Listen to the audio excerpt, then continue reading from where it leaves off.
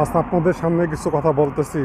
দেখেন, বাংলাদেশের সাবেক রাষ্ট্রপতি জনাব আব্দুল হামিদ যে সময় চিকিৎসার জন্য থাইল্যান্ড গিয়েছিলেন, দেখেন সেই উপলক্ষে ওইখানে যারা ডিউটি করছে ওদেরকে এইচডি করা হচ্ছে, আইজিকে এইচডি করা হচ্ছে, কত একটা পেশার আইবিকে গ্রেপ্তার করা হচ্ছে।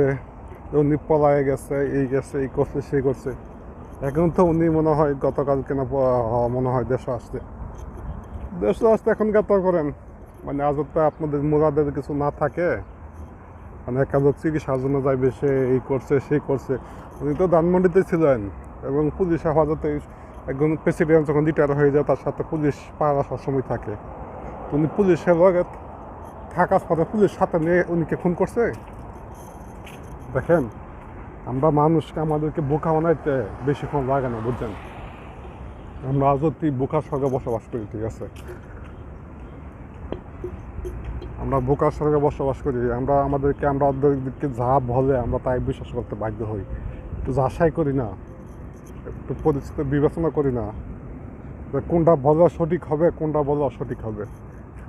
এই কার্যকলাপ যে করছে মানুষকে তাই বিশ্বাস করছে?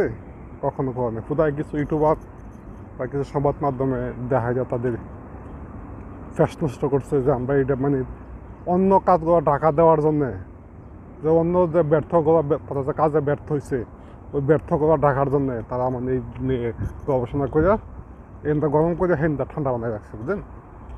এই কাহিনী।